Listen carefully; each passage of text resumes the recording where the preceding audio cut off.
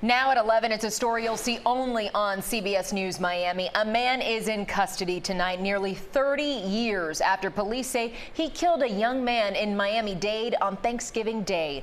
Good evening, I'm Lauren Pastrana. And I'm Erica Gonzalez. Elliot Rodriguez has the night off. The Miami-Dade Sheriff's Office says that the suspect fled to Peru, took on a new identity, and had been working for the Peruvian government all this time. CBS News Miami's Anna McAllister joins us from the Miami-Dade Sheriff's Office in Doral with the exclusive. The family of 22-year-old Jimmy Schwartz tells me they didn't think his case would ever be solved, and they told me that, quite frankly, they felt like no one cared. But this past week, MDSO received critical information about a break in the case, and right now, detectives are in Peru working to bring that suspect back to the United States. When Nicole Madrona looks at this picture of herself with her brother, 22-year-old Jimmy Schwartz, from her wedding day, emotions come flooding back. The man in my life was my brother.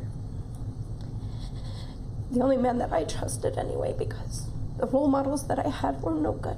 Jimmy was the younger brother, but Nicole says he took on the role of protector for her and her mother, Eileen. He always thought he needed to protect us and be with us and make sure that we were okay, because he felt like, at 10 years old, he felt like he was the man of our family.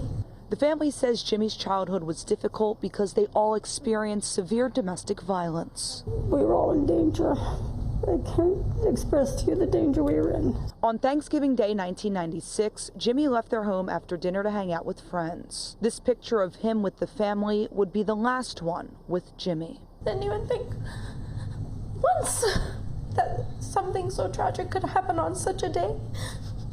But I didn't get up, and I didn't hug him, and I didn't kiss him goodbye.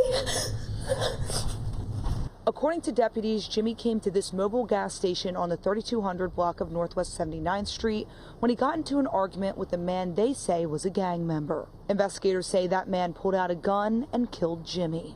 As a kid, we were kids. It's been nearly 30 years since Jimmy's murder, and hopes of an arrest had faded for his family. But last week, that all changed.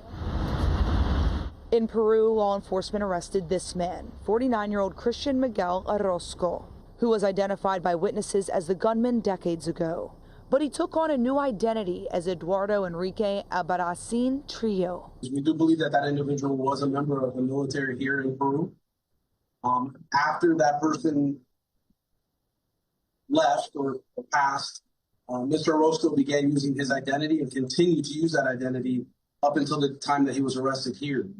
MDSO detectives tell us Orozco was working for the Peruvian government as an air traffic controller for decades. They're not very proud of the fact that this guy was able to dupe them the way he did and work for the government for almost 30 years. Detectives say a tipster told Peruvian authorities, who then contacted law enforcement here in the U.S., and they were able to confirm Orozco's identity through fingerprints.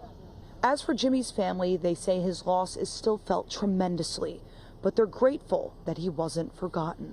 Thank you for caring. Thank you for getting him. I'm so grateful that somebody still had my brother on their mind.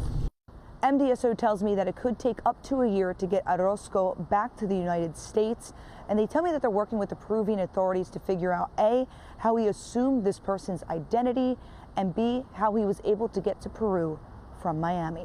But for now, reporting from MDSO headquarters in Doral, Anna McAllister, CBS News, Miami.